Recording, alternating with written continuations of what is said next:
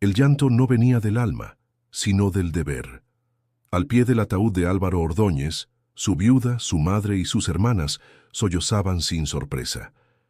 El sacerdote apenas murmuraba sus oraciones, como si las palabras hubieran perdido el sentido tras repetirlas tantas veces para la misma familia. Afuera, las campanas repicaban con pesadez, y en el interior de la capilla, la vela mayor se extinguía con un suspiro invisible. Álvaro, como su padre, su abuelo y cada varón Ordóñez, antes que él, había muerto exactamente a los 33 años. Detrás de todos, sentado en la última banca, un joven de 17 años observaba con los ojos bien abiertos. Mateo Ordóñez no lloraba, no podía.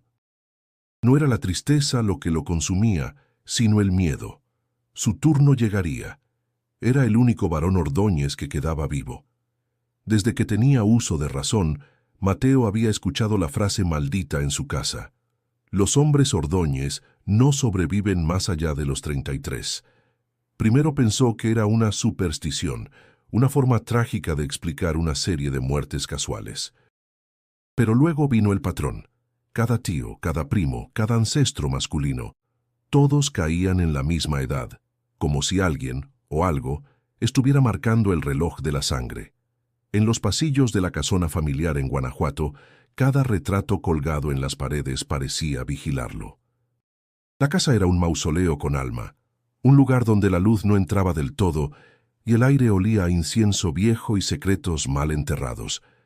Desde la muerte de Álvaro, su padre, Mateo había sido enviado a vivir allí con su tía Mariela, su madrina, una mujer rígida, religiosa hasta la obsesión y con ojos que no parpadeaban ni para rezar. Esa misma noche, tras el entierro, Mateo se encerró en la antigua biblioteca. Allí, en medio del polvo y los libros encuadernados en cuero, buscaba cualquier explicación, cualquier historia olvidada. Su padre jamás le habló del pacto, pero lo había escuchado murmurarlo en sueños. El pacto no se rompe. A las 11 en punto, Mariela lo llamó para la cena. Como siempre, el reloj del salón marcó las campanadas justas. Mateo se sobresaltó. Había olvidado el tiempo. «No debes quedarte solo en la biblioteca por la noche», dijo su tía con una sonrisa demasiado amable. «Los espíritus no descansan cuando uno los busca». Durante la cena, el ambiente era tenso. Los retratos parecían inclinarse hacia la mesa. El cuadro de Joaquín Ordóñez, el tatarabuelo fundador de la fortuna familiar, colgaba justo detrás de la silla de Mateo. Joaquín también había muerto a los 33, en circunstancias jamás explicadas. «¿Por qué nadie habla de eso?», preguntó Mateo sin pensarlo. «¿Por qué todos los hombres mueren a la misma edad?». Mariela dejó su tenedor lentamente. Sus ojos se clavaron en los de él. «No es algo que debas preguntar, Mateo, ni siquiera pensarlo. Hay cosas que se aceptan, porque desafiarlas es invitar a la desgracia». Esa noche, Mateo no durmió.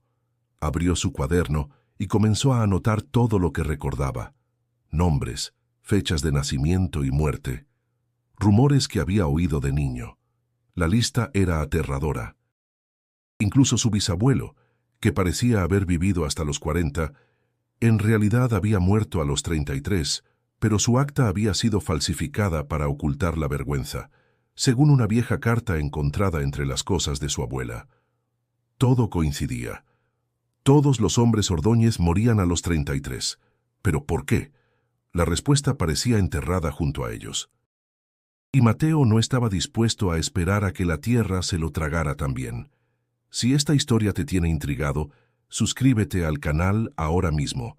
Aquí contamos las historias más oscuras, misteriosas y fascinantes que jamás hayas escuchado. Activa la campanita para no perderte los próximos capítulos. Lo que viene va a sacudirte el alma. Afuera, la luna iluminaba el jardín con una luz espectral. Las estatuas de los ángeles lloraban musgo. Mateo bajó las escaleras en silencio, con una vela temblorosa en la mano. Algo dentro de él ardía con una mezcla de rabia y desesperación. No quería aceptar el destino que todos habían aceptado con resignación. No podía. Y fue entonces cuando, al pasar junto al despacho cerrado de su padre, escuchó un crujido. La puerta, que siempre había estado con llave, se abrió por sí sola. Adentro, el olor a papel viejo y cera quemada lo envolvió. Y sobre el escritorio, como si alguien lo hubiese dejado ahí a propósito, yacía un cuaderno de cuero rojo con una inscripción apenas visible. Álvaro Ordóñez, diario personal. Mateo lo tomó con manos temblorosas. Sabía que, a partir de ese momento, ya nada sería igual. Mateo sostuvo el diario con una mezcla de ansiedad y respeto. Era el objeto más personal que su padre había dejado, y sin embargo, jamás lo había visto antes. Lo abrió con cuidado. Las primeras páginas estaban llenas de anotaciones caóticas, fechas, nombres de familiares, referencias a sueños y símbolos que no comprendía. Luego, una frase subrayada varias veces. Debía haberlo roto. Pero ya es tarde. Avanzó con cautela entre las páginas. Había confesiones, secretos. Álvaro hablaba de una figura que lo visitaba en sueños desde que tenía la edad de Mateo. Una sombra que le hablaba con voz de trueno y promesas de poder, siempre acompañada de una advertencia. A los 33 pagarás el precio. Mateo sintió un escalofrío. Su padre también lo había sabido. Todos lo sabían. Nadie hablaba, pero el pacto estaba ahí, latiendo como un corazón enterrado. Siguió leyendo. En una entrada fechada un mes antes de su muerte, Álvaro escribía que había descubierto algo importante, algo que podría romper el ciclo, pero que su familia no se lo permitiría. Terminaba con una línea que parecía escrita con desesperación. Si estás leyendo esto, no confíes en Mariela. Mateo cerró el diario de golpe. Su respiración era agitada. En el silencio de la casa, escuchó pasos. Rápidos, decididos. Guardó el cuaderno bajo su camisa justo antes de que la puerta se abriera. «¿Qué haces aquí?», preguntó su tía, con una suavidad que ocultaba el filo de la sospecha. «No podía dormir», respondió evitando su mirada. Mariela observó el escritorio, los cajones abiertos, la vela encendida. Su sonrisa se tensó apenas. «Este lugar no es para ti, Mateo. Ya lo sabes. Hay recuerdos demasiado pesados para un muchacho». Mateo asintió forzando serenidad. Cuando ella se marchó, esperó unos minutos y subió a su cuarto con el diario escondido. Esa noche apenas durmió. Soñó con voces, con fuego, con una figura en medio de una caverna que extendía los brazos como si pidiera algo. Al despertar, la almohada estaba húmeda de sudor. Durante el desayuno, Mariela parecía distinta, más amable. Le sirvió su comida favorita, le preguntó por sus estudios. Incluso le ofreció llevarlo a pasear por el centro de Guanajuato.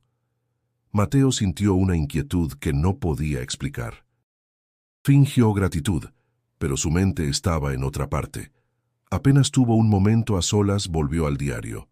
En una de las últimas páginas, Álvaro mencionaba una serie de cartas antiguas, guardadas en una caja escondida detrás de la chimenea de la biblioteca. Decía que esas cartas eran la clave del origen del pacto. Mateo corrió sin pensarlo.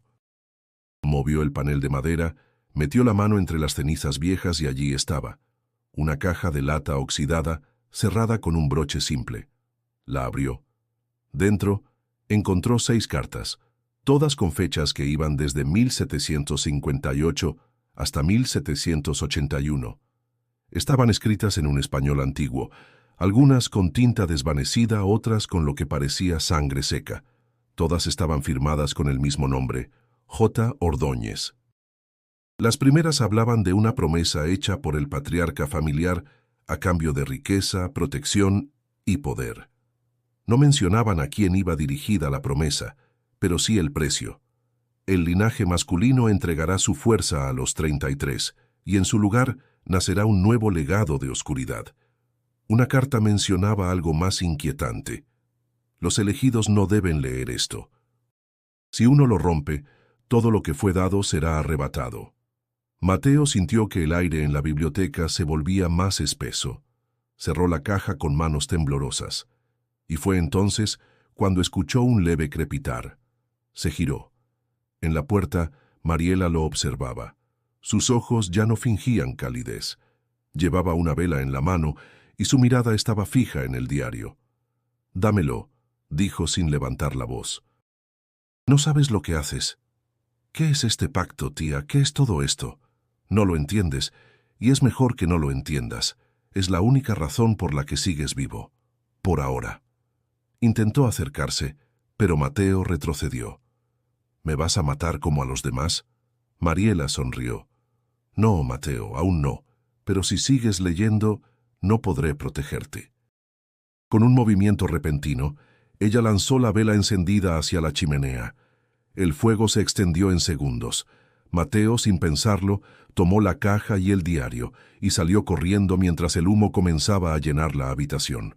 En su corazón, algo había cambiado. Ya no era solo miedo, era furia y una certeza. Había mucho más que descubrir. El fuego no alcanzó a destruir ni el diario ni las cartas, pero la advertencia estaba clara. Mateo no debía seguir escarbando. Sin embargo, ahora sabía que algo oculto gobernaba su linaje y que Mariela no era una víctima, sino parte activa de ese legado oscuro. La caja estaba a salvo en su habitación, oculta entre sus cobijas, y cada noche la revisaba con la obsesión de quien sabe que su vida depende de lo que encuentre. Pasaron 2 días en los que fingió obediencia. Comía en silencio, sonreía a su tía, se encerraba en su cuarto con el pretexto de estudiar. Pero por dentro cada minuto era una chispa. No solo quería respuestas, las necesitaba. Fue entonces cuando recordó a doña Clotilde. Tenía casi 80 años y llevaba más de medio siglo sirviendo en la casa. Siempre silenciosa, siempre presente, como un mueble que observa sin ser notado. Una madrugada, cuando la casa dormía, Mateo bajó sigilosamente a la cocina. La encontró limpiando cebollas con manos torpes y mirada cansada. «Doña Clo», dijo con voz baja, «necesito hablar con usted». «Sobre mi familia». La mujer lo miró como si ya supiera. «¿Qué fue lo que viste?» Mateo no respondió. Sacó del bolsillo una de las cartas y se la mostró. Clotilde la tomó con cuidado, la leyó en silencio y luego hizo la señal de la cruz. «Tarde o temprano ibas a llegar a esto», murmuró. Lo llevó al comedor de servicio, donde nadie los molestaría. Sirvió un café negro, amargo como las palabras que vendrían. «Yo tenía 15 cuando murió tu abuelo, también a los 33. Ese día vi cosas que no puedo olvidar. La casa se llenó de gente vestida de negro, pero no eran del pueblo. Trajeron velas, incienso y a un niño. Nunca supe su nombre. Lo metieron al sótano. Nadie lo volvió a ver». Mateo sintió un golpe en el pecho. Un niño. ¿Para qué? Para el ritual, siempre ha sido así. Cuando el varón cumple 33 se hace la ofrenda. Se intercambia su vida por la promesa del pacto. Pero no muere solo. Se lleva a alguien más, alguien joven, inocente. El silencio se volvió espeso. ¿Y nadie hace nada? ¿A quién le vas a contar? ¿A la policía? ¿Al cura? Todos en este pueblo saben que los Ordóñez mandan. Los que han hablado desaparecen, como la cocinera que me enseñó, como la hermana de tu abuela, como los niños que vienen y no regresan. Mateo sintió náuseas. Recordó que, de pequeño, su padre le prohibía jugar en el sótano. Siempre le decía que estaba embrujado. Nunca entendió por qué. Ahora cada sombra en esa casa parecía tener nombre. ¿Y usted? ¿Por qué se quedó? Porque alguien tiene que quedarse para ver, para recordar. Porque si todos se van, entonces ganan los que hacen el mal. Clotilde sacó un rosario de su bolso. Lo entregó con manos temblorosas. Esto era de tu madre. Ella no quería que supieras nada. Quería sacarte de aquí. Pero Mariela fue más rápida. Mateo tomó el rosario como si fuera un relicario de esperanza. ¿Ella también murió a los 33? No. Ella desapareció, y nadie buscó su cuerpo. El mundo de Mateo colapsaba por dentro. La historia no solo era de hombres, también las mujeres Ordóñez sufrían, pero en silencio, en el olvido.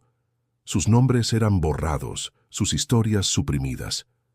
¿Hay algo en el sótano? Clotilde lo miró fijamente. Sí, pero no entres solo. Hay cosas que no quieren ser descubiertas. Entonces necesito ayuda.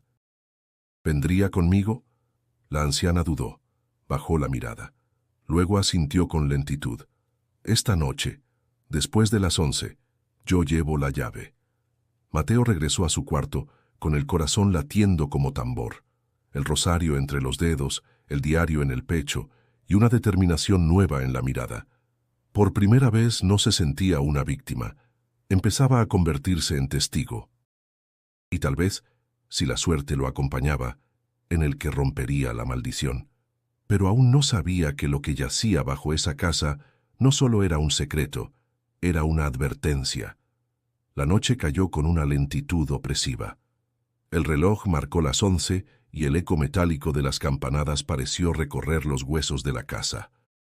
Mateo esperó junto a la puerta del sótano, con el rosario envuelto en su mano derecha y la linterna del abuelo en la izquierda.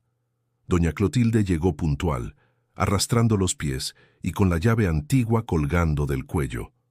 No dijo palabra, solo lo miró, respiró hondo y abrió la puerta. El primer escalón crujió, luego el segundo. Cada paso parecía despertar el polvo del tiempo. Un olor a humedad y algo más, a carne seca, a encierro, a miedo, los envolvió. Mateo apuntó la linterna hacia el fondo. El sótano era más grande de lo que recordaba. Más que un almacén, parecía un corredor subterráneo. «¿Qué es esto?», susurró.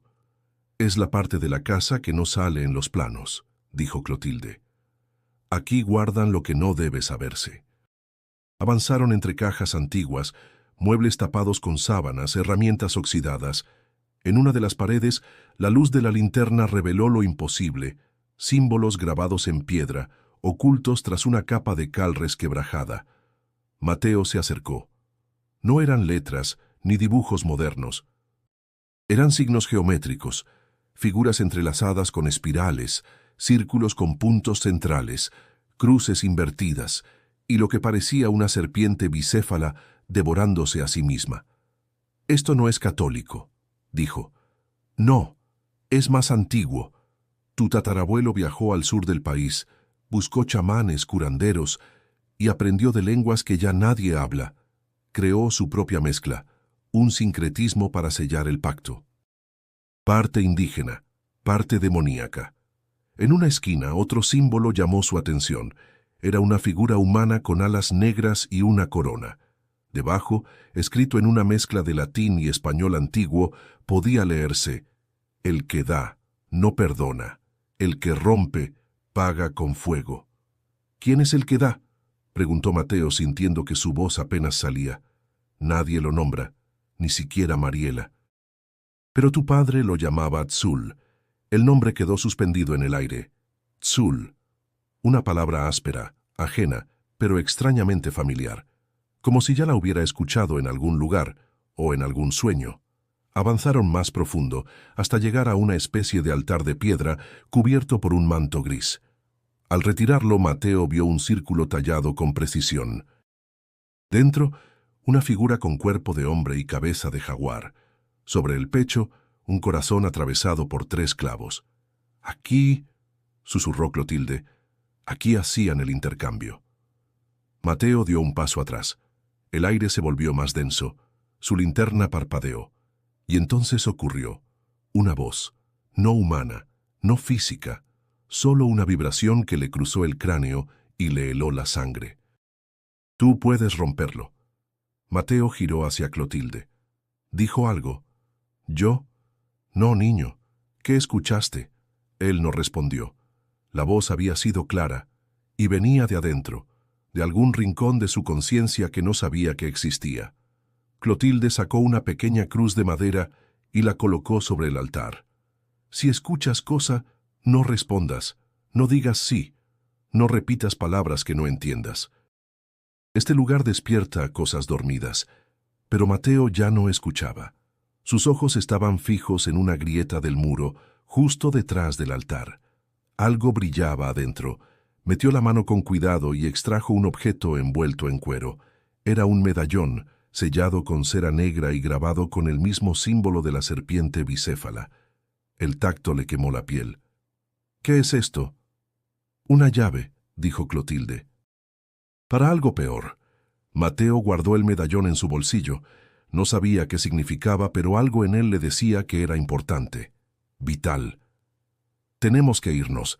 Ya es suficiente por hoy», murmuró la anciana. «Este lugar sabe que estás aquí». Subieron de nuevo, cerraron la puerta y apagaron la luz. El silencio se cerró como un puño. Pero mientras se acostaba esa noche, con el rosario al cuello y el diario bajo la almohada, Mateo ya no sentía solo miedo, sentía un llamado, y aunque no entendía del todo hacia dónde lo conducía, sabía que no podía detenerse ahora. Mateo pasó los días siguientes en un estado de alerta constante. Mariela parecía más atenta, más presente, como si supiera que algo había cambiado. Y aunque no dijo nada directamente, comenzó a imponer nuevas reglas. Cerraba puertas con llave, prohibía visitas sin su autorización y pasaba horas rezando frente al altar del salón principal, murmurando frases en latín que Mateo ya no consideraba cristianas.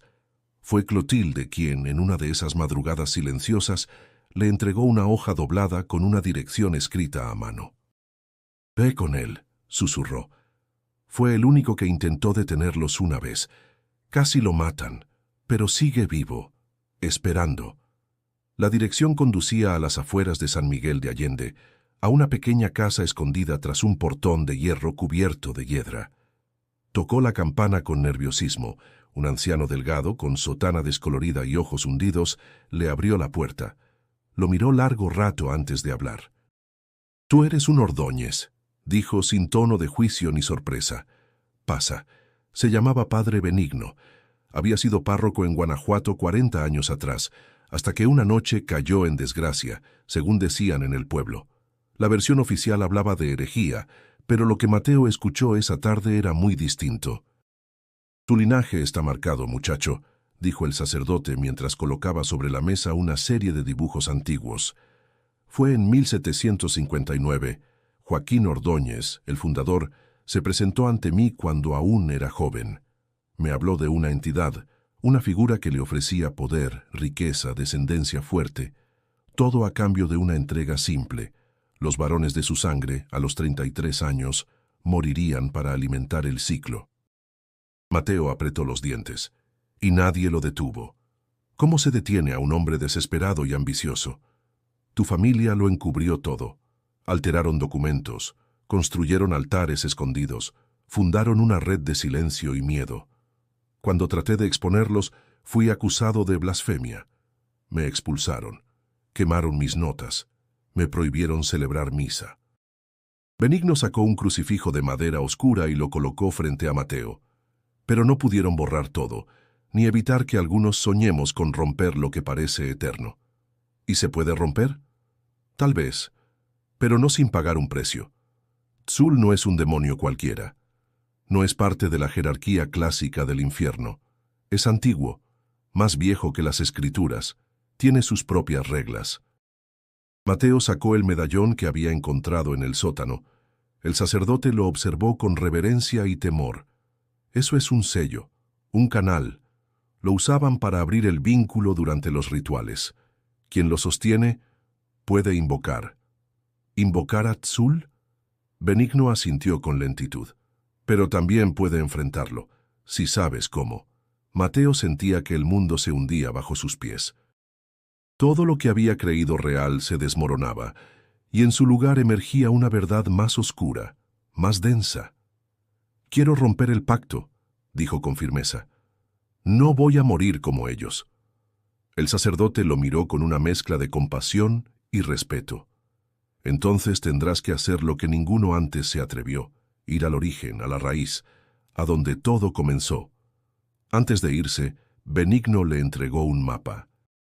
Era una hoja amarillenta, con tinta desvanecida marcada con un solo punto rojo en la región montañosa de Veracruz.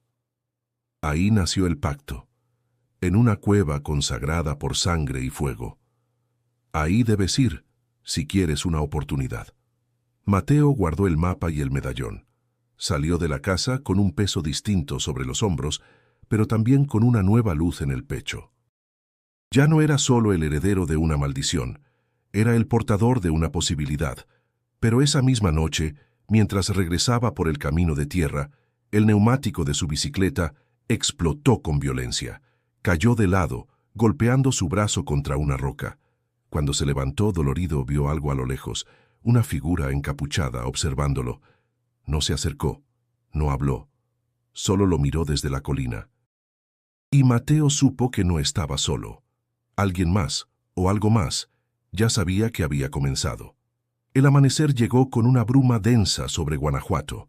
Mateo no perdió tiempo.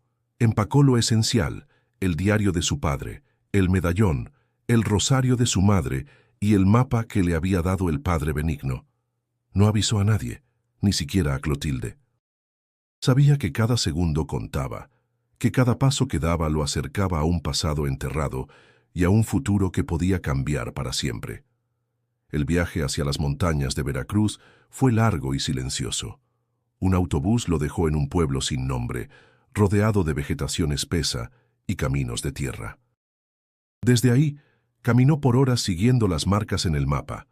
Árboles con cortes extraños, piedras con símbolos dibujados en carbón y, por fin, un sendero oculto detrás de una cascada. El rugido del agua era ensordecedor, pero detrás del velo líquido, Mateo encontró la entrada. Una cueva abierta en la roca viva rodeada de raíces y musgo.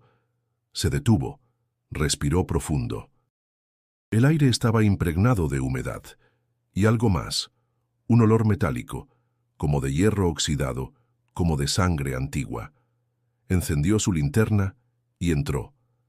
El interior era amplio, pero irregular. Las paredes estaban cubiertas de marcas que parecían hechas con uñas, algunas recientes, otras tan viejas que apenas se distinguían. Al fondo, en el corazón de la cueva, encontró el árbol seco. No había luz que lo alcanzara, pero el tronco brillaba con un resplandor interno, tenue y rojo. No tenía hojas, no tenía raíces visibles, pero estaba ahí, como si creciera del propio pacto. A sus pies, una piedra ceremonial, plana como un altar, y sobre ella, tallado con precisión brutal, un texto en lengua antigua mezclada con símbolos latinos. Mateo se arrodilló. El texto parecía esperar que alguien lo leyera. Sus dedos repasaron la inscripción mientras pronunciaba en voz baja: «Aquí se hizo la promesa. A cambio de poder, el linaje entregará su sangre a los 33. Así fue dicho. Así será». Su corazón retumbaba. Era real. Todo era real. A un lado del altar encontró una caja de madera sellada con cera negra. La abrió con el medallón. Dentro reposaba un hueso humano, delgado, como de un niño, envuelto en un trozo de tela, con el emblema Ordóñez bordado. Mateo se quedó inmóvil. No necesitaba explicación. Sabía lo que eso significaba. El pacto no solo era con los varones. Requiere más. Requiere inocencia. Requiere carne. Dio un paso atrás, respirando agitadamente. Entonces, al girar, vio lo que no esperaba. Sobre la pared norte de la cueva, cubierto por siglos de tierra y sedimentos, un mural. Con la ayuda de su linterna, limpió la superficie hasta revelar la imagen completa. Un hombre con capa roja y ojos blancos ofrecía una daga a una figura femenina. Ella lloraba. A su lado, una criatura de aspecto felino con alas negras observaba con deleite. Debajo una frase: «La primera ofrenda fue de amor. La última será de voluntad». Mateo sintió que algo dentro de él se rompía. Su tatarabuelo no había sido víctima. Había elegido. Había sellado el destino de generaciones por ambición. Lo hizo sabiendo lo que costaría, y aún así lo hizo. Sacó el diario de su padre y buscó la página que mencionaba el origen. Allí, casi ilegible, Álvaro escribió: «El árbol sangra. Es la raíz del ciclo, pero no florece, solo consume». Entonces lo entendió. El árbol era el símbolo del pacto. No daba frutos, no daba sombra, solo tomaba. Lo absorbía todo. Y él aún podía quemarlo. Salió de la cueva con el alma alterada. No sabía cómo, no sabía cuándo, pero ahora tenía un objetivo claro: cortar la raíz, romper el ciclo. Aunque le costara la vida, Mientras descendía por el sendero, notó algo inquietante. En el suelo, impresas con barro fresco, había huellas. No eran suyas, ni humanas. Eran 3 dedos, largos, hundidos profundamente en la tierra. Alguien más había estado allí, o aún seguía. Mateo regresó a Guanajuato con el cuerpo cansado pero la mente encendida. El viaje al origen no le había dado una solución, pero sí la verdad que nadie en su familia había tenido el valor de enfrentar. Sabía ahora que no estaba maldito, sino encadenado a una decisión ancestral. Una decisión que podía revertirse, si encontraba la forma. Sin embargo, apenas cruzó la reja de la casona, supo que algo no andaba bien. La puerta principal estaba abierta, pero la casa en silencio. Demasiado. Entró con cautela. Cada paso sobre el piso de madera era un disparo en su conciencia. Llamó a Clotilde. Nada. Subió a su habitación y lo primero que notó fue la ausencia del diario. También faltaban las cartas, el medallón y el rosario. Todo. Corrió a la cocina y encontró a Clotilde en el suelo, atada y amordazada, con moretones en el rostro. La desató con manos temblorosas. «¿Quién fue?», preguntó con desesperación. Mariela, y no estaba sola. Eran 5. Vestidos con túnicas, con símbolos como los del sótano. «Te están esperando». «¿Dónde?». «En el salón rojo», susurró. «Donde guardan los retratos de los que no existen». Mateo no dudó. Subió corriendo.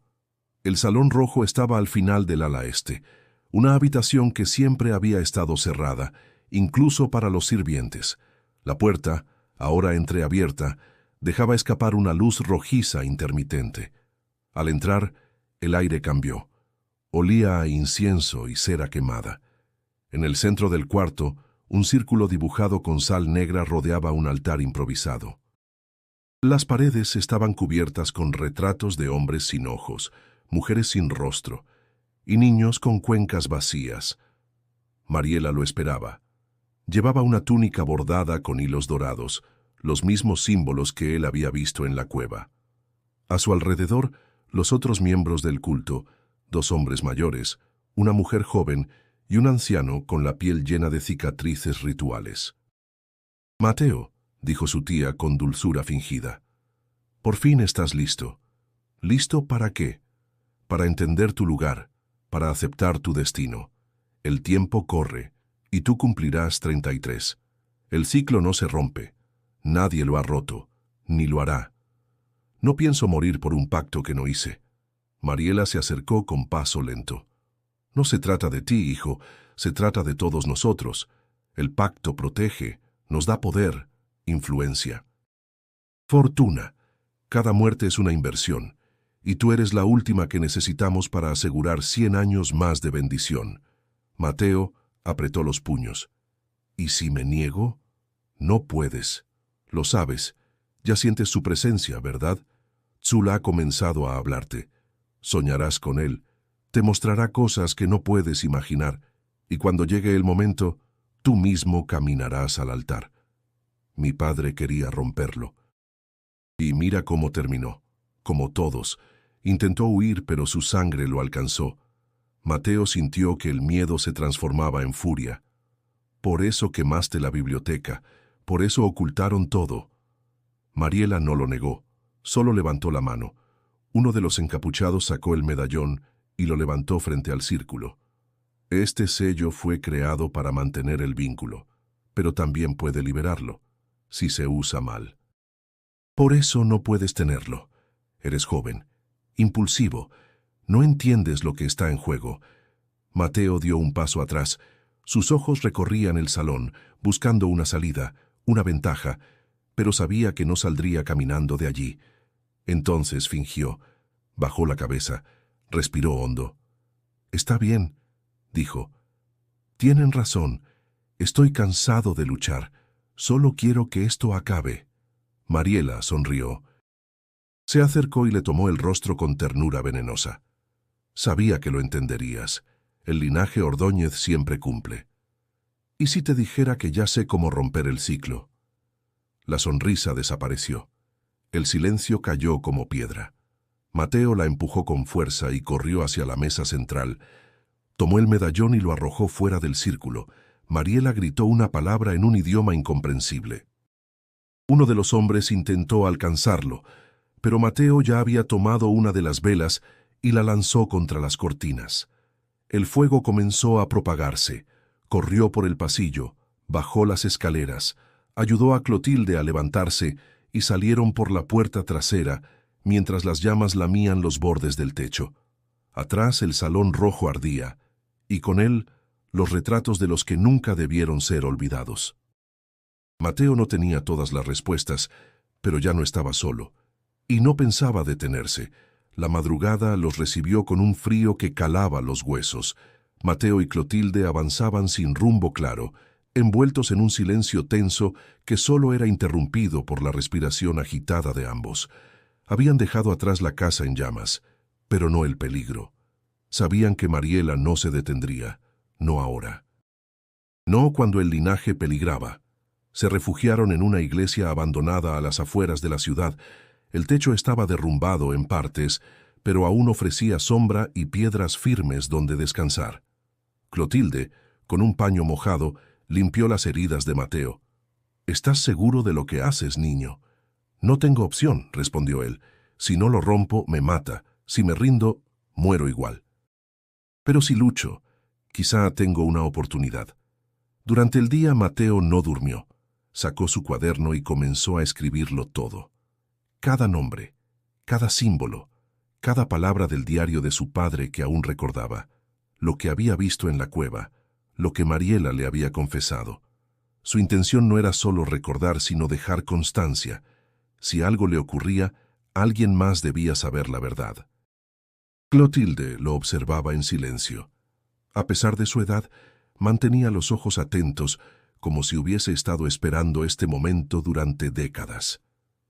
«Te pareces a tu madre cuando tomaba decisiones», dijo de pronto, firme, terco, como si algo dentro de ustedes supiera que el mundo es más grande que esta maldita familia. Mateo alzó la vista.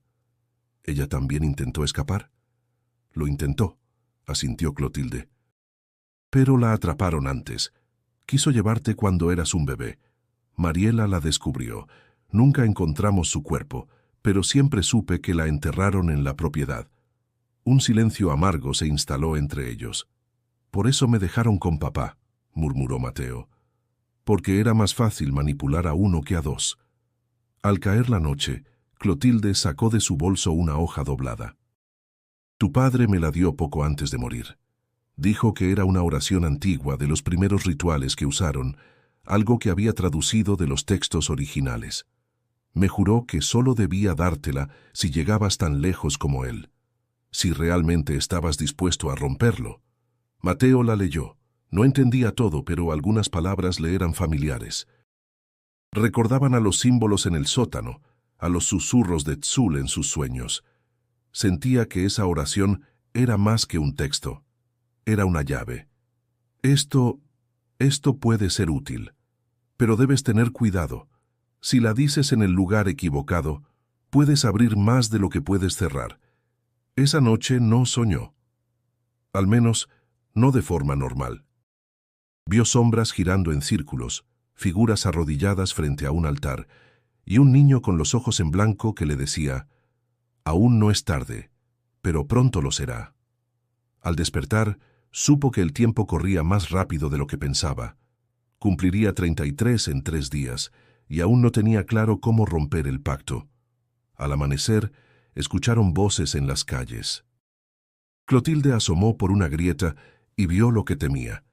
Miembros del culto, vestidos como gente común, repartiendo fotos de Mateo, preguntando por él en los mercados y negocios cercanos. «Ya empezaron a buscarte. No tengo mucho tiempo. Entonces es momento de decidir. ¿Vas a huir para siempre o vas a enfrentarlos?» Mateo respiró hondo, miró el cielo grisáceo. La respuesta era obvia. «Voy a infiltrarme. Fingiré que acepto el ritual. Dejaré que me lleven. Pero esta vez yo decidiré cómo termina». Clotilde se puso de pie con dificultad. Entonces debes volver a la cueva, al lugar donde empezó todo. Allí se hará el ritual. Lo sé. Lo han preparado durante generaciones. Hay túneles, pasajes que conectan la propiedad con ese sitio.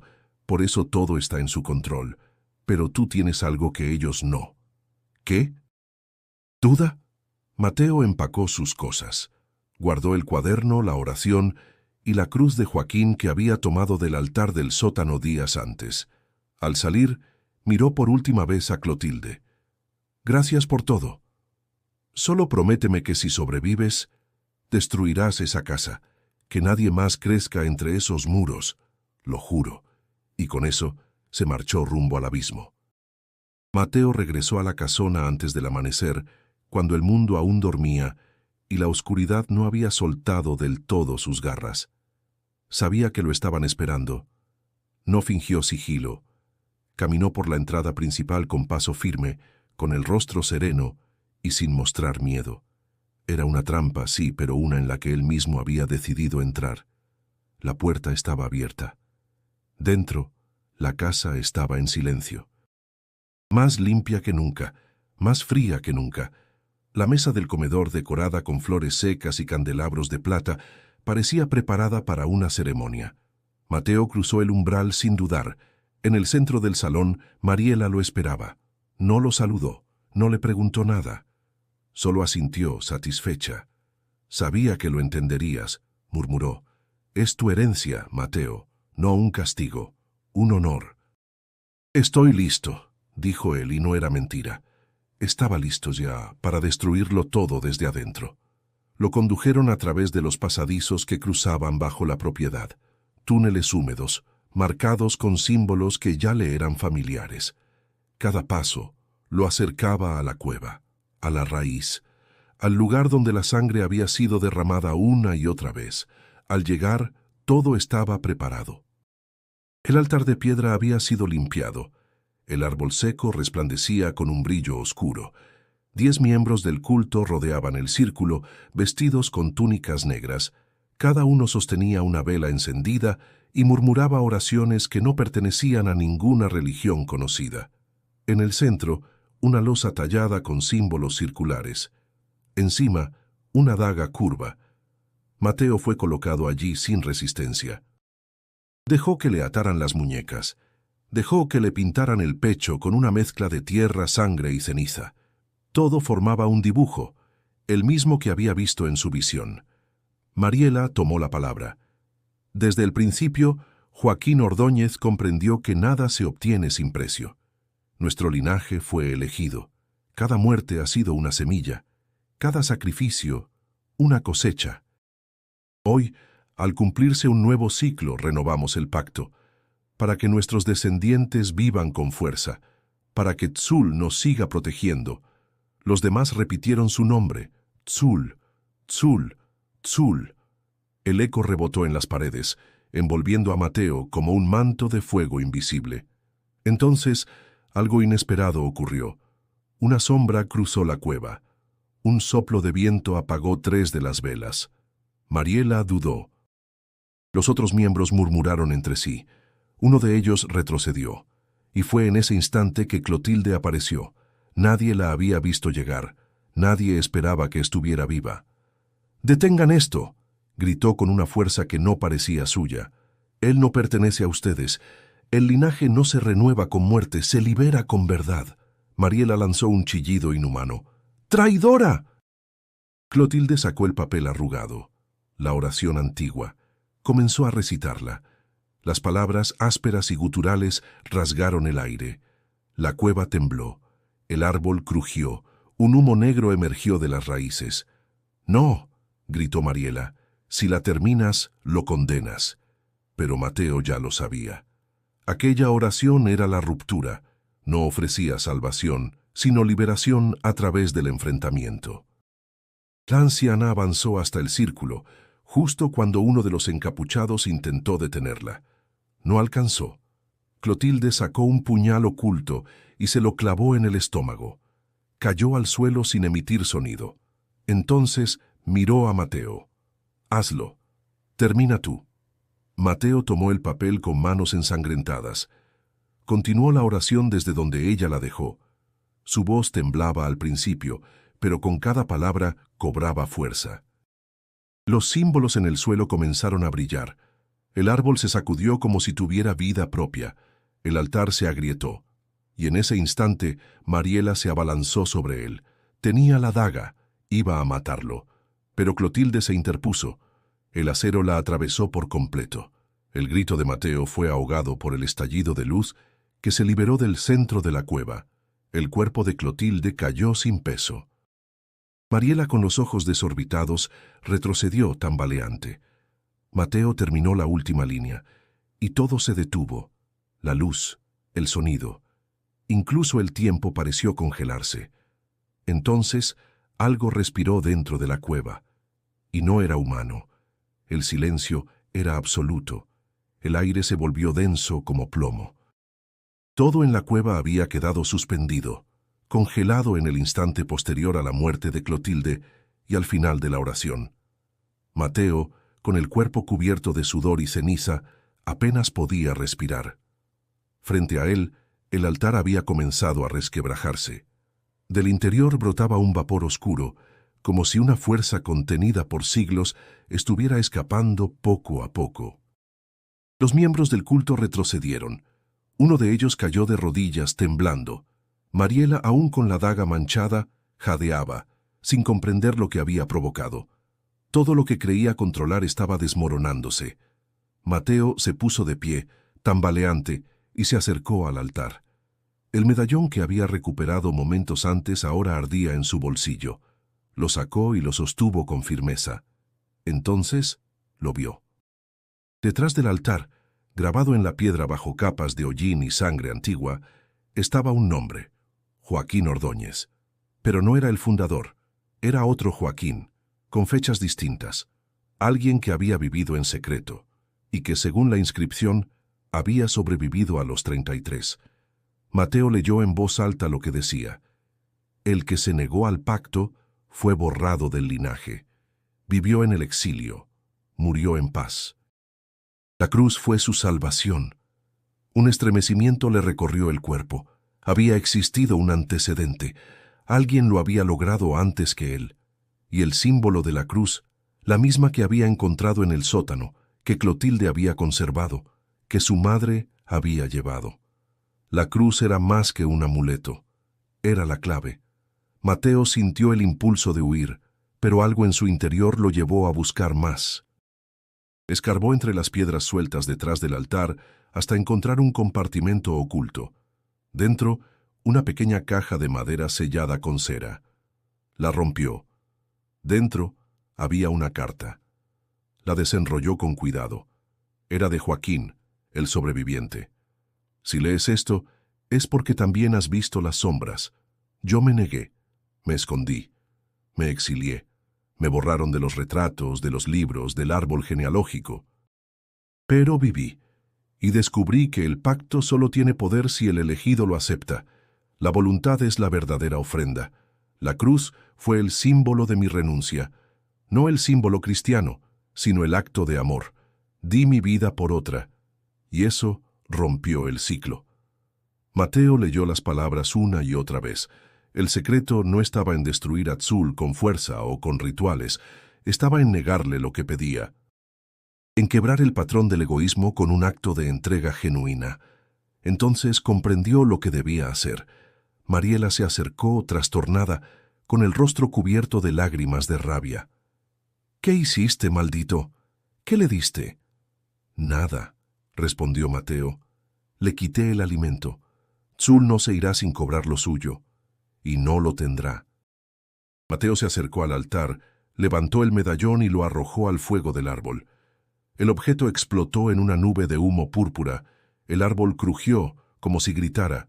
La cueva se sacudió. El techo comenzó a resquebrajarse. Los miembros del culto corrieron despavoridos. Mariela gritaba sin control. Las raíces del árbol comenzaron a prenderse como mechas encendidas.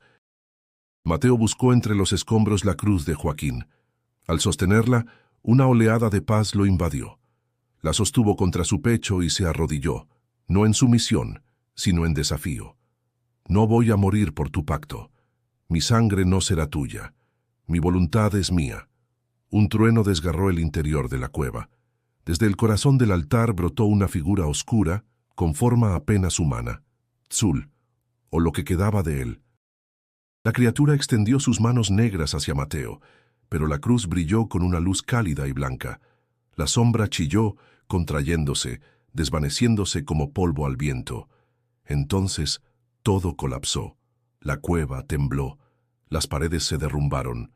La raíz del árbol estalló en llamas, y con un último suspiro oscuro el lugar se hundió. Mateo perdió el conocimiento, pero no su alma. La luz del sol filtrada entre los árboles fue lo primero que sintió al despertar. Mateo estaba tirado sobre tierra húmeda, cubierto de ceniza, con el cuerpo entumecido y los labios partidos. La cruz de Joaquín aún colgaba de su cuello. Todo lo demás, el medallón, la carta, el altar, la cueva, había desaparecido bajo toneladas de piedra. Tardó en incorporarse. Cada músculo dolía, pero estaba vivo. A lo lejos, un grupo de hombres del pueblo se acercaba alertados por el estruendo que había sacudido la montaña horas antes. Lo encontraron temblando, pero consciente. Lo cubrieron con una manta. Uno de ellos era el padre Benigno, que, pese a su fragilidad, lo abrazó con una fuerza sorprendente. «Sobreviviste», dijo, con la voz quebrada. Mateo no respondió. Aún no podía comprender lo que había logrado. Solo sentía que algo dentro de él se había roto y sanado al mismo tiempo. Pasaron 3 días en los que su cuerpo se recuperó, pero su mente aún flotaba entre visiones, fragmentos de rituales y ecos de voces que no sabía si eran suyas o ajenas.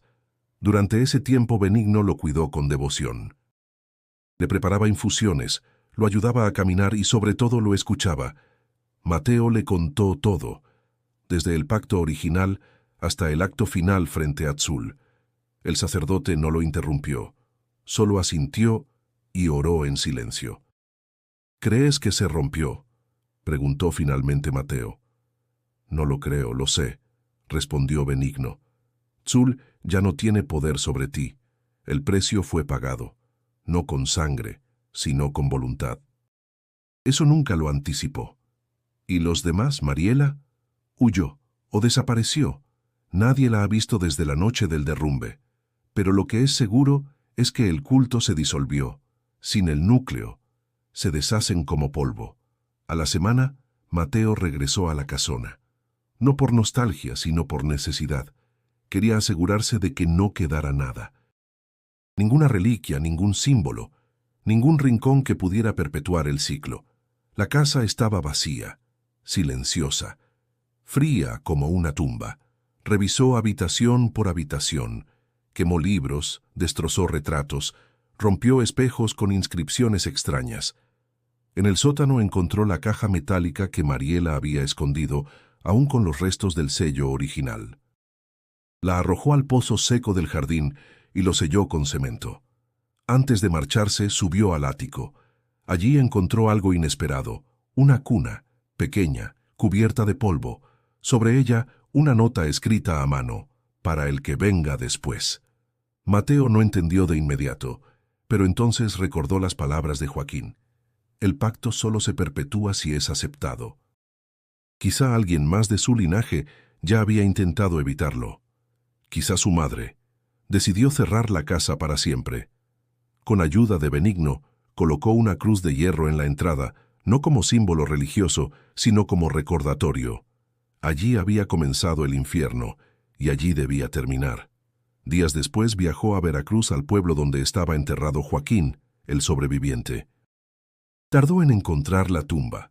Estaba alejada del cementerio principal, en un claro del bosque, custodiada por árboles torcidos. Sobre la lápida, apenas legible, una frase: «Con amor, no con sangre». Mateo se arrodilló. «Gracias por mostrarme el camino». Dejó la cruz que había usado en la cueva sobre la piedra, como símbolo de cierre.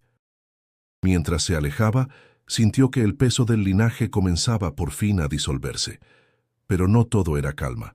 A su regreso a Guanajuato, ya con 34 cumplidos, notó cosas extrañas.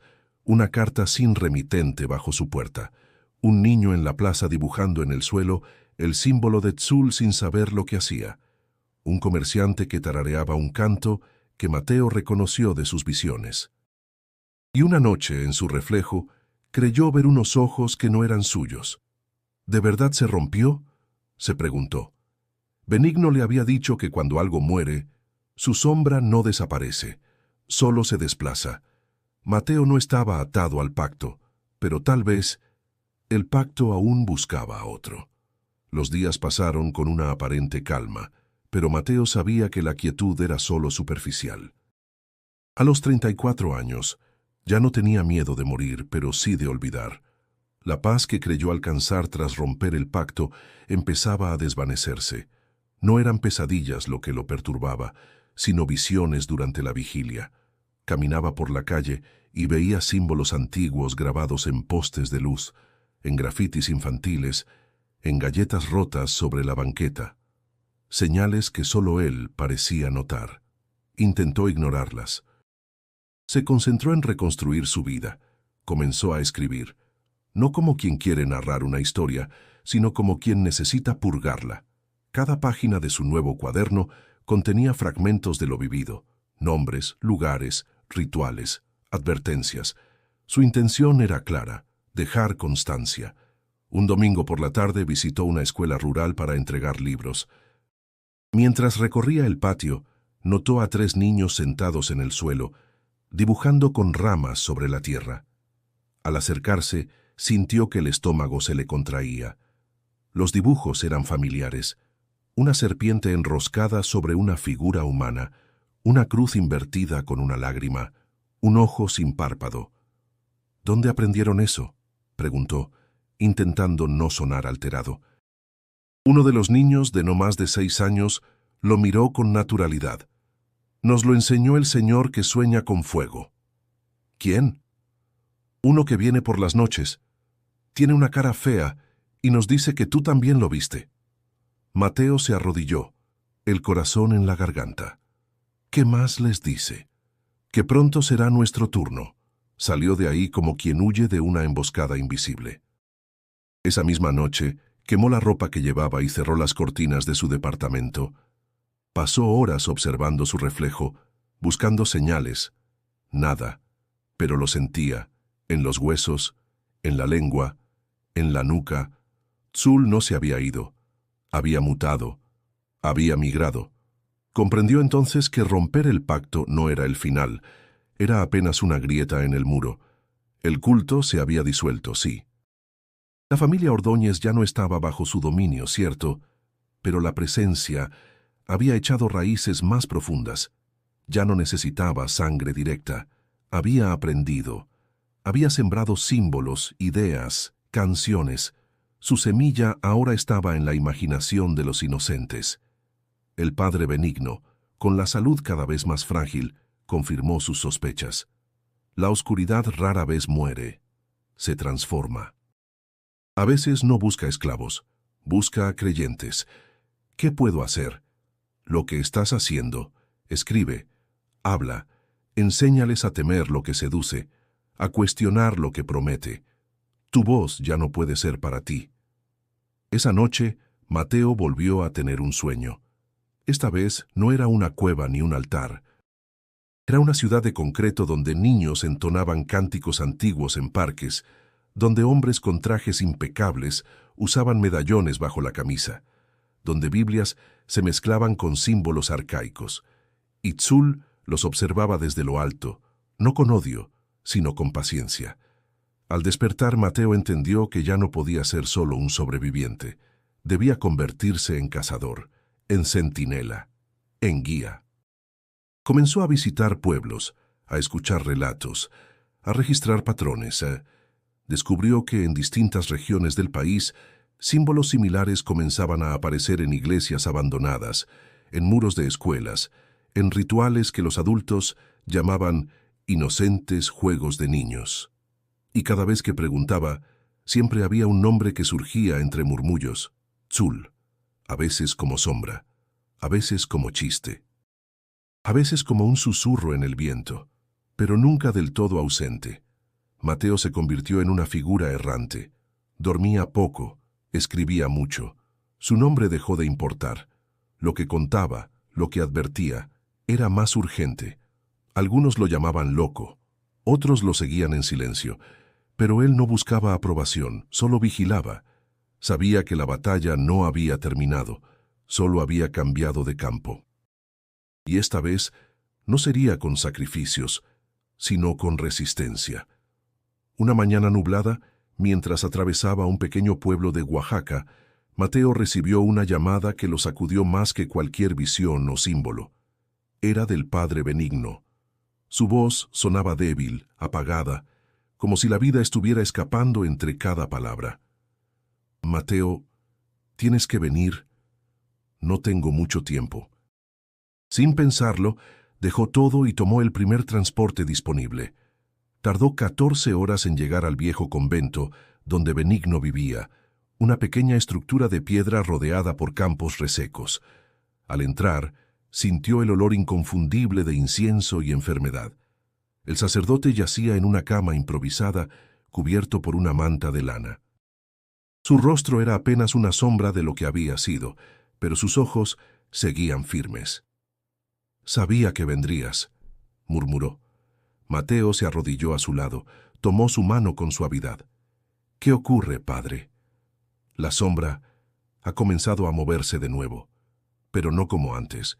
Ahora se disfraza mejor. No es un culto ni una secta. Es una idea, una filosofía, una fe vacía que se esparce sin que nadie lo note. ¿Dónde? Por todas partes. El pacto no se quebró del todo, solo se fragmentó. Sul no es un ser, es un hambre, una promesa envenenada. Y donde haya deseo, él encuentra forma. Mateo asintió. Ya lo intuía, ya lo veía en los rostros de los jóvenes, en las redes que compartían símbolos disfrazados de arte, en los gurús que hablaban de poder interno y sacrificio espiritual. Todo llevaba la misma esencia. ¿Qué debo hacer? Benigno sacó una pequeña caja de debajo de su cama. Dentro había un cuaderno viejo con notas escritas en varios idiomas, fragmentos bíblicos, leyendas mazatecas, oraciones apócrifas. Al final, un sobre sellado. «Este sobre es para ti», dijo. «No lo abras hasta estar seguro de que todo ha terminado. Es mi última instrucción». Mateo lo tomó con respeto. No preguntó qué contenía. Sabía que cada cosa tenía su tiempo. Esa noche, Benigno falleció en silencio. Mateo lo veló solo. Rezó una oración breve y quemó el cuerpo en una ceremonia sin símbolos, sin rituales, solo con fuego y silencio. Luego, colocó sus cenizas en la base de un árbol, lejos del pueblo, lejos de todo. Durante el camino de regreso, Mateo no habló con nadie. Meditó cada palabra de Benigno, cada advertencia, cada visión. Su misión aún no había terminado. Quizá no terminaría nunca. A los 35 años ya no se sentía joven. Había visto demasiado, había perdido demasiado, y sin embargo, algo dentro de él seguía latiendo con fuerza, una voluntad que no se apagaba. Regresó a Guanajuato una última vez. La casa de los Ordóñez seguía cerrada, cubierta de polvo y maleza, pero ya no despertaba temor, solo tristeza. Mateo entró con calma. Revisó los muros, el sótano, el jardín. Todo seguía igual, como un cadáver al que nadie se atreve a enterrar. Tomó una pala y cavó bajo el altar familiar. Encontró huesos, fragmentos de objetos rituales, pequeños restos de lo que un día fue un templo de muerte. Los recogió uno por uno, los envolvió en una manta blanca y los llevó al barranco más profundo de la región. Allí lanzó todo al vacío. Luego regresó y colocó una cruz de piedra frente a la puerta principal, no como símbolo de fe, sino como advertencia. Aquí vivió el horror. Antes de irse, dejó clavado un letrero de madera. Esta casa ya no sirve a ningún pacto. Al caminar de vuelta hacia el pueblo, se encontró con un grupo de niños jugando a lanzar piedras. Uno de ellos le sonrió. «¿Usted es Mateo?», preguntó. «Sí», respondió con cautela. «Mi mamá dice que usted salvó a su familia». «¿Y tú qué crees?». que usted peleó con un monstruo y le ganó. Mateo sonrió por primera vez en semanas. Algo así. Mientras se alejaba, el viento sopló con una suavidad inusual, y por primera vez en años, el aire no olía a ceniza ni a incienso, solo a tierra limpia. El año en que Mateo cumplió 36, la vida había cambiado de forma casi imperceptible. Ya no vivía con miedo, pero tampoco con ilusión. Se había convertido en una figura solitaria que cruzaba pueblos, hablaba con ancianos, escuchaba rumores y anotaba todo en sus cuadernos. Su misión no era grandiosa ni heroica, era sutil, constante, silenciosa. Sin embargo, algunos ecos no mueren. En una visita casual a un pueblo minero del norte, escuchó a un niño cantar una canción de cuna. Al principio parecía inofensiva, pero luego la letra torció algo dentro de él. Duérmete, niño, la luna ya está, Tzul vendrá pronto y te guiará. Mateo se detuvo. El niño, de no más de 5 años, lo miró como si lo conociera. Su madre, al acercarse, dijo que la canción era antigua, que su abuela se la había enseñado. ¿Quién es Tzul?, preguntó Mateo fingiendo ignorancia. La mujer se encogió de hombros. Nadie. Es solo una palabra rara que se repite, como un juego. Los niños la aprenden sin saber. Esa noche Mateo no durmió. Supo entonces que la semilla seguía viva, no en los rituales, no en los altares, en la cultura. En la palabra. Al día siguiente, caminando por un tianguis en la ciudad de Querétaro, vio a un joven con una camiseta negra. En el centro, impreso en letras góticas, TCUEL, y debajo, en tipografía pequeña, sangre, poder, silencio. Lo confrontó. ¿Dónde compraste eso? En línea. Hay una marca nueva que se está haciendo viral. Está inspirada en mitologías mexicanas, algo de un dios viejo. Está chida, ¿no? Mateo compró 3 camisetas, las llevó a su cuarto y pasó la noche analizando los símbolos. Eran sutiles, pero cada diseño contenía fragmentos de lo que conocía. La cruz torcida, el ojo devorador, el círculo de ofrenda, todo camuflado como arte oscuro moderno. Y entonces comprendió, el pacto no necesitaba rituales físicos para sobrevivir. Había evolucionado. Ahora era tendencia. Concepto. Producto. Tzul había cambiado de rostro. Mateo activó todas sus alertas, buscó foros, redes, usuarios. Encontró páginas donde jóvenes hablaban de resonancia espiritual, de cambios de conciencia, de aceptar el llamado. Y aunque nada era explícito, todo le resultaba familiar. Era el mismo discurso que Joaquín había enfrentado en 1759. Solo que ahora venía envuelto en diseño gráfico y hashtags. No había culto, había comunidad, y eso era más peligroso. Viajó hasta la capital, entró en charlas, talleres, eventos de espiritualidad. Observó, escuchó. Algunos líderes hablaban de entidades antiguas que habitan el inconsciente colectivo. Una mujer vestida de blanco susurró en una sesión: el que viene de las raíces, el que se alimenta del silencio, vendrá con otro nombre, pero siempre será el mismo. Mateo anotó cada palabra. Luego regresó a Guanajuato, al único lugar donde todo comenzó. Allí, en un departamento modesto, desplegó sus libretas sobre la mesa. Analizó patrones, fechas, frases repetidas. Lo que antes fue un pacto sellado con sangre, ahora era una ideología camuflada. Comprendió que su papel ya no era evitar rituales, era evitar que las ideas se arraigaran. La batalla había pasado de lo espiritual a lo simbólico. Esa noche volvió a soñar, pero esta vez no estaba solo. En su visión se encontraba frente a un círculo de niños que repetían frases sin entender. En el centro, una figura encapuchada les ofrecía fuego.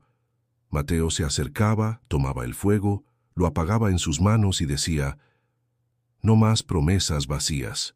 Al despertar lo supo, debía cambiar de estrategia. No bastaba con escuchar, anotar y advertir.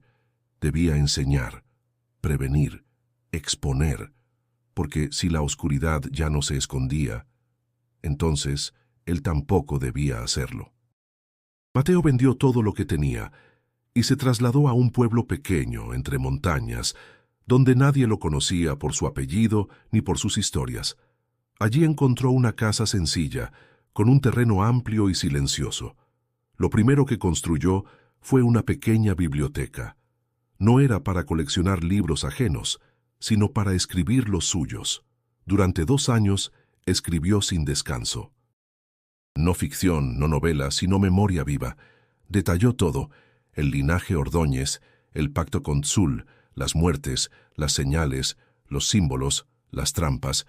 Cada página era una advertencia directa, sin adornos ni metáforas. Su título fue claro: nunca fue un mito, fue herencia. Imprimió 100 copias. Las envió a escuelas, bibliotecas rurales, centros culturales. Algunas fueron rechazadas. Otras desaparecieron, pero algunas quedaron, y eso le bastó. Con el tiempo, Mateo envejeció. No mucho en cuerpo, pero sí en mirada. Lo buscaban jóvenes curiosos, algunos escépticos, otros ya contaminados. A todos les respondía lo mismo: la verdad no necesita que me creas, solo que la veas. Una tarde de otoño, un muchacho llegó con un libro suyo en la mano. Tenía no más de 20 años.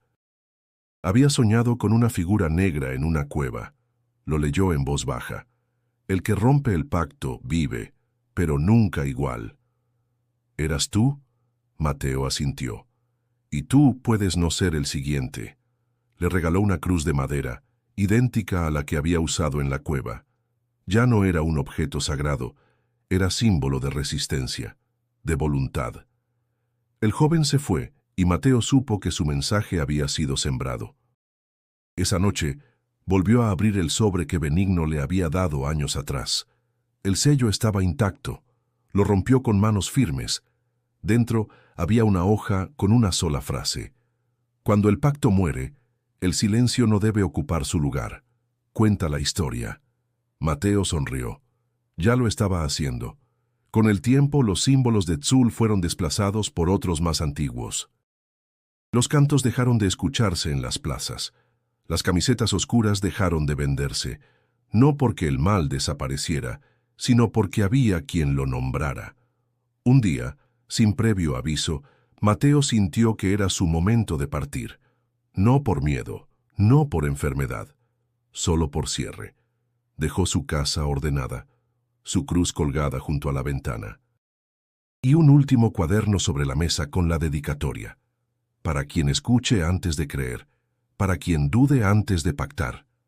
Salió al camino sin rumbo, como tantas veces, y ya no regresó. Pasaron los años, y en una feria de libros, una mujer descubrió uno de sus textos. Lo leyó de noche con una mezcla de escepticismo y fascinación.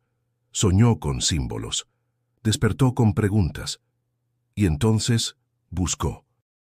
Y entonces entendió, porque cuando alguien deja huellas, el camino no desaparece, solo cambia de nombre. Si esta historia te impactó, no olvides suscribirte al canal. Cada semana revelamos relatos como este, basados en secretos, pactos y memorias que el tiempo no ha borrado. Tu suscripción nos ayuda a seguir contando lo que muchos prefieren callar.